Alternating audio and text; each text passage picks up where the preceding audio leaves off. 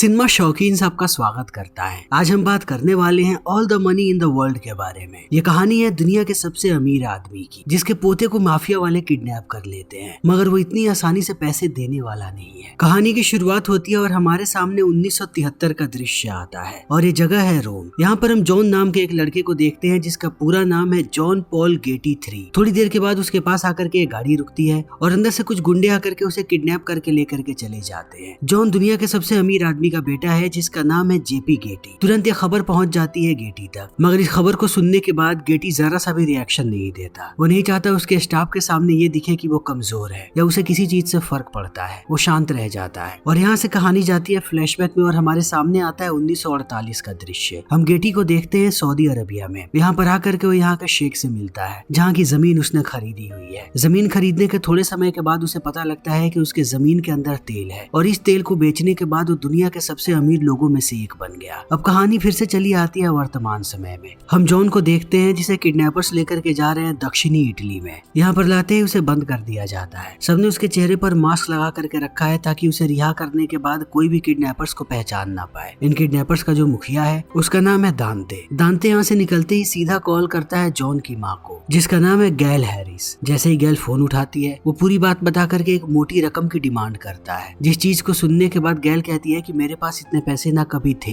ना कभी होंगे, मैं इतने पैसे तुम लोगों को कहाँ से दूंगी। दांते कहता है कि ये बात मुझे पता है कि तुम्हारे पास पैसे नहीं है, मगर जॉन के दादा के पास बहुत पैसे हैं, तुम उनसे बात करो, हमें सारे के सारे पैसे चाहिए। तब कहानी दोबारा जाती है फ्लैशबैक में और हम गेल के पति पॉल को देखते हैं, यानी जेटी के बेटे को। इनके 3 बच्चे होते हैं और ये लोग एक ही घर में रह रहे होते हैं, मगर इनकी माली हालत बहुत ही ज्यादा खराब है और दिन प्रतिदिन खराब ही होती जा रही है। तब गेल पॉल को कहती है कि तुम्हें अपने पिता से मदद मांगनी चाहिए। मुझे पता है कि तुम उनसे पैसे नहीं लेना चाहते, मगर तुम उनसे काम तो मांग ही सकते हो। पॉल को ये बात पसंद आती है और वो अपने पिता को लेटर लिखता है। थोड़े समय के बाद उसके पिता का रिप्लाई भी आता है। उन्होंने इन सबको बुलाया है बाहर मिलने के लिए। ये सब लोग पहुंच जाते हैं एक होटल में गेटी से मिलने के लिए। गेटी अपने परिवार को देख के बहुत ही ज्यादा खुश है। वो इन सारे लोगों को कहता है कि मैं चाहता हूँ कि अब सब तुम लोग मेरे साथ ही रहो। ये लोग भी मान जाते हैं। तभी ये लोग देखते हैं कि गेटी ने अपने पूरे कमरे में कपड़े सुखाने के लिए डाले हुए हैं। इन्हें ये बात समझ में नहीं आती। तब गेटी कहता है कि होटल के स्टाफ $10 मांग रहे थे मेरे कपड़े धोने के लिए और मैं उन्हें पैसे देना नहीं चाहता था, इसीलिए मैंने खुद अपने कपड़े धो लिए। इस बात से हमें पता लगता है कि गेटी कितना ज्यादा कंजूस है। वो अपने पैसे किसी को नहीं देना चाहता। बाहर जब ये लोग लंच कर रहे होते हैं तब गेटी अपने बेटे को कहता है कि मैंने हाल ही में एक आदमी को काम से निकाला है, वो काम मैं तुम्हें देना चाहता हूँ। अब से यूरोप का सारा बिजनेस तुम देखोगे। पॉल मान जाता है काम करने के लिए। समय ऐसे ही बीतने लगता है। थोड़े समय के बाद हम देखते हैं कि जॉन अब बड़ा हो गया है और वो मोरक्को जाता है अपने पिता से मिलने के लिए, जो वहीं से सारा बिजनेस देखता है। जैसे ही वो उनके होटल में दाखिल होता है देखता है कि हर तरफ वेश्याएं भरी पड़ी हैं और पॉल का पिता जॉन वेश्याओं के साथ सोया हुआ है। जब से उसके पास पैसे आए हैं उसके हाव भाव बदल चुके हैं। वो अब गैल को भी समय नहीं देता, उससे बहाने बनाते रहता है। इनका रिश्ता लगभग खत्म हो चुका है। यहाँ आने के बाद जॉन भी बदल जाता है। वो अपने पिता के साथ रहना शुरू कर देता है ताकि वो भी अय्याशी कर सके। जैसे ही ये बात गैल को पता लगती है वो भड़क करके पहुंचती है गेटी के पास और उससे कहती है कि मुझे तलाक चाहिए आपके बेटे से और इस कार्यवाही को जल्द से जल्द आप ही पूरा कर सकते हैं। गेटी को लगता है कि गेल को बहुत सारे पैसे चाहिए एलिमनी में, मगर वो कहती है कि मुझे एक पैसा नहीं चाहिए, मैं बस इतना चाहती हूँ कि मुझे तलाक मिल जाए, उसके साथ साथ मेरी बच्चों की पढ़ाई का खर्चा आप उठाएं।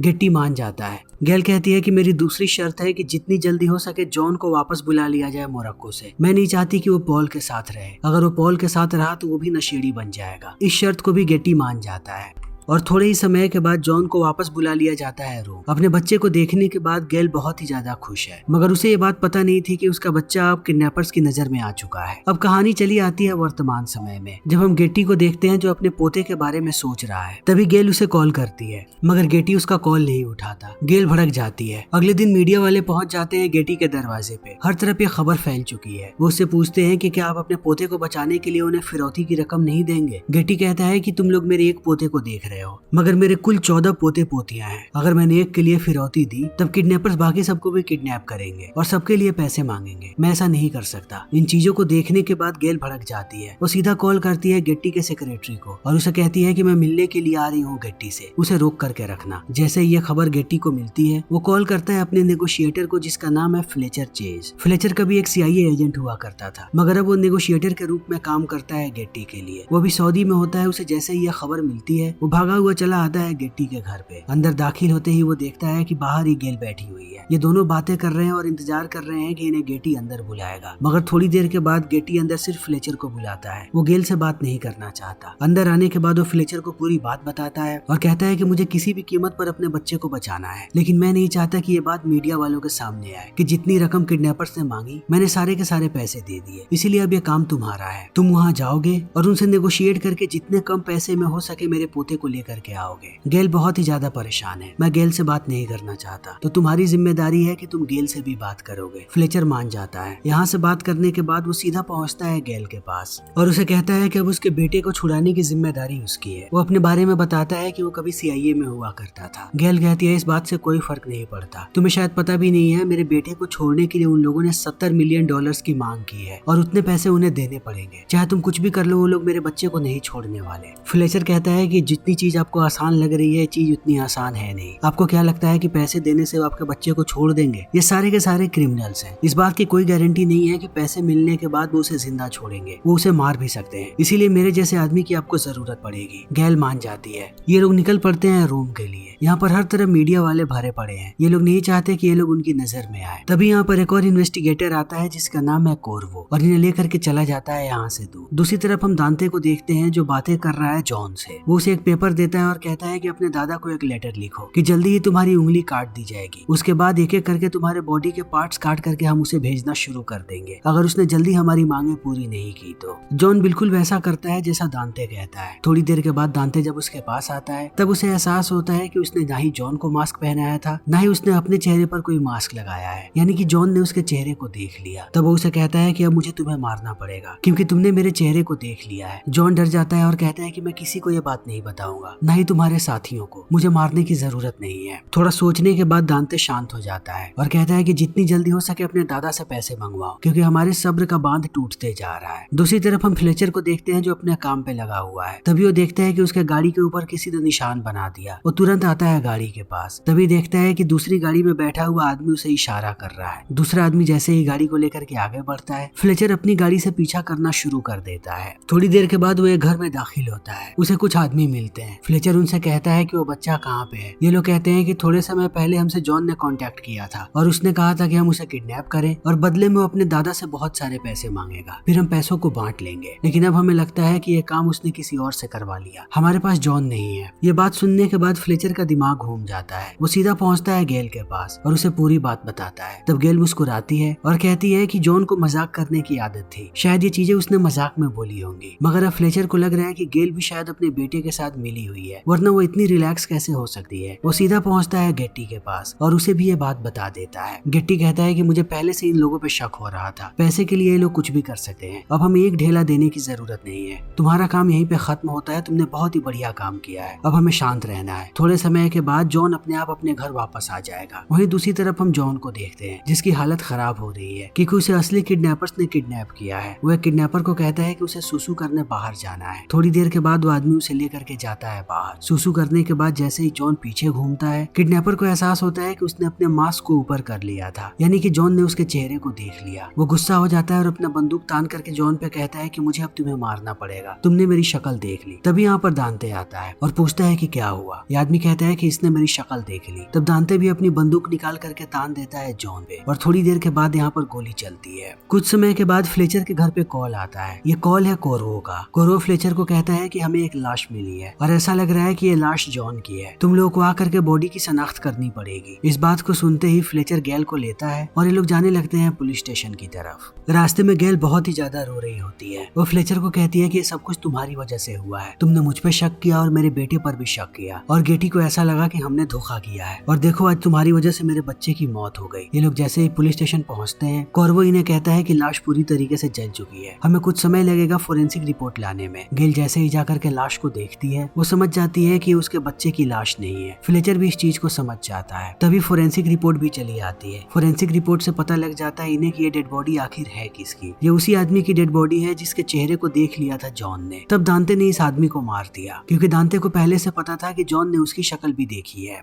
जब ये लोग इस आदमी के बारे में सारी चीजें पता लगाते हैं, तब इन्हें पता लगता है कि ये लूटमार का काम करता था और ये जहाँ रहता है इनका एड्रेस भी मिल जाता है। पूरी पुलिस फोर्स को लेकर के ये लोग वहाँ पे पहुंच जाते हैं। ये वही जगह है जहाँ पर इन लोगों ने जॉन को रखा था। बचे हुए लोग भागने लगते हैं पुलिस वालों को देख करके। तभी गोलीबारी होती है और बचे हुए सारे किडनैपर्स को ये लोग मार देते हैं। गेल उसी कमरे में जाती है जहाँ पर इन लोगों ने जॉन को रखा था। जॉन के कपड़े को देख करके वो पहचान जाती है कि उसके बच्चे के कपड़े हैं। बाहर अभी भी एक किडनैपर जिंदा है। सब लोग उससे पूछते हैं कि जॉन कहाँ पे है। वो आदमी कहता है कि जॉन को हम लोगों ने भेज दिया। इतना कहने के बाद वो दम तोड़ देता है। दूसरी तरफ हम एक और माफिया को देखते हैं जिसका नाम है मेमोलिटी। दुनिया को दिखाने के लिए वो एक पर्स की फैक्ट्री चलाता है, मगर इस फैक्ट्री के आड़ में वो सारे के सारे काले काम करता है। दांते इसी के पास जॉन को लेकर के आया है बेचने के लिए। मेमोलिटी जॉन को देख करके बहुत खुश होता है। वो दांते को कहता है कि अब से तुम हमारे लिए काम करोगे। दूसरी तरफ हम फ्लेचर को देखते हैं जो पहुंचता है गेटी के पास। उसे कहता है कि हमारा अंदाजा गलत था, जॉन को सच में गुंडों ने किडनैप किया है। अगर जल्दी से हमने पैसे नहीं दिए तब वो जॉन के साथ कुछ भी कर सकते हैं। आपको पैसों को इकट्ठा करने की तैयारी शुरू कर देनी चाहिए। गेटी कहता है कि मैं इतने सारे पैसे नहीं देने वाला। फ्लेचर कहता है कि मैं इस बात को समझ नहीं पाता हूँ। वो आपका पोता है और अब दुनिया के सबसे अमीर लोगों में से एक है। आखिर आप चाहते क्या हैं? गेटी कहता है कि मैं और पैसा चाहता हूँ। जितने पैसे वो मांग रहे हैं उतने की उनकी औकात नहीं है। मैं पैसे दूंगा लेकिन कम। पैसे की भूख कभी खत्म नहीं होती किसी की। इन बातों को सुनने के बाद फ्लेचर यहाँ से निकल जाता है। तभी थोड़े समय के बाद दांते कॉल करता है गेल के पास और उससे पूछता है कि पैसों का क्या हुआ। जब गेल कोई जवाब नहीं देती तब वो कहता है कि आखिर तुम लोग पैसे दे क्यों नहीं रहे हो। इस बात को सुनते ही फ्लेचर फोन ले लेता है और कहता है कि मैं गेटी का आदमी हूँ। मैं तुम्हें एक ही ऑफर दूंगा। तुम्हें सिर्फ $2 लाख मिल सकते हैं। इतने में तुम्हें बच्चे को छोड़ना है तो छोड़ो, वरना तुम्हारी मर्जी है। इस बात को सुनने के बाद दांते गुस्सा होकर के फोन काट देता है। इस चीज को देखते ही गेल गुस्सा होकर के मारने लगती है फ्लेचर को। फ्लेचर कहता है कि ये मेरी टैक्टिस थी। वो तुरंत कॉल करेगा और इस बार कम पैसे मांगेगा। गेटी इतने पैसे देने को तैयार नहीं है तो हमें नेगोशिएशन करना ही पड़ेगा। गेल पूरे समय फोन का इंतजार करती रहती है। तभी रात में दोबारा दांते का कॉल आता है। वो कहता है कि पहले हमने तुम लोगों से $70 मिलियन मांगे थे, लेकिन अब डील होगी $60 मिलियन की। अब तुम लोगों के पास बहुत कम समय है। अगर जल्दी से पैसे नहीं मिले तब हम जॉन को मार देंगे। अब इधर गेल सोच में पड़ जाती है। अगली सुबह हम देखते हैं जॉन को जहाँ पर रखा गया है बाकी लोग नाच गाना कर रहे हैं। वो समझ जाता है कि सारे लोग मशगूल है। इस चीज का फायदा उठाने के बाद वो पीछे आग लगा देता है ताकि भाग सके यहाँ से। और ऐसा ही होता है। अब वो भाग रहा है मगर उसे भागते हुए दांते देख लेता है, पर वो किसी को इस बारे में नहीं बताता। सबको आग के बारे में बताता है। सब आग बुझाने लगते हैं। दांते जब भाग रहा होता है तभी उसे एक पुलिस वाला नजर आता है जिसके साथ वो जाता है सीधा पुलिस स्टेशन और वहाँ से कॉल करता है गेल को। उसे कहता है कि मैं ठीक हूँ, मैं वहाँ से भाग चुका हूँ और अभी एक पुलिस स्टेशन में हूँ। गेल पूछती है कि तुम कौन से पुलिस स्टेशन में हो, मगर जॉन कुछ बता पाता उससे पहले मेमोलिटी आकर के फोन काट देता है। यानी कि उसने यहाँ के सारे पुलिस वालों को खरीद रखा है। वो दोबारा जॉन को पकड़ के लेकर के जाता है और अब अपने सारे लोगों को कहता है कि हमें उसे यहाँ से निकालना पड़ेगा। बहुत समय तक हमने इस लड़के को अपने पास रख लिया, अब गेटी की अकड़ निकालनी पड़ेगी। अगले ही दिन वो कान कटवा देता है जॉन का और उसे भेज देता है एक जर्नलिस्ट के पास। जैसे ही वो लोग लिफाफे को खोलते हैं अंदर उन्हें जॉन की तस्वीर मिलती है जिसमें उसके कान को काट दिया गया है और वहीं पर कान भी है। कटे हुए कान को देखने के बाद सबकी हालत खराब है। जैसे ही ये बात फ्लेचर और गेल तक पहुंचती है वो दोनों भी चले आते हैं यहाँ पे ऑफिस में और आते ही कहते हैं कि चाहे कुछ भी हो जाए ये खबर अखबार में नहीं आनी चाहिए। तभी अखबार का एडिटर आकर के कहता है कि यह खबर बहुत ही बड़ी हो सकती है। अगर आप लोग अनुमति दें तो इसे छापने के हम आपको $50,000 देंगे। गेल कहती है कि मुझे $50,000 नहीं चाहिए, तुम इस खबर को छापो और गेटी के घर पे 1000 कॉपीज भिजवा दो। ये लोग ऐसा ही करते हैं। गेटी भी इस अखबार को पढ़ने के बाद बहुत चक्का रह जाता है। तुरंत गेल के पास हिंज नाम का आदमी का कॉल आता है। वो गेल को कहता है कि मिस्टर गेटी मान गए हैं पैसों को देने के लिए, मगर तुम्हें पहले उनके घर पे आना पड़ेगा। उनकी कुछ शर्तें हैं। जैसे ही गेल वहाँ पे पहुँचती है उसकी नजर पड़ती है अपने पति जॉन पे जो अभी भी नशे में धुत बैठा हुआ है। गेटी कहता है कि मेरी एक ही शर्त है, मैं पैसे तो दूंगा मगर जैसे ही जॉन वापस आएगा उसकी कस्टडी पॉल को मिल जाएगी। गेल ऐसा नहीं चाहती मगर अपने बच्चे को बचाने के लिए वो इस पे भी साइन कर देती है। घर आने के बाद एक आदमी पैसे रख करके चला जाता है। तभी इन्हें पता लगता है कि ये पैसे पूरे नहीं है। फ्लेचर ने बहुत ही अच्छा काम किया है। वो नेगोशिएट करके किडनैपर्स को $4 मिलियन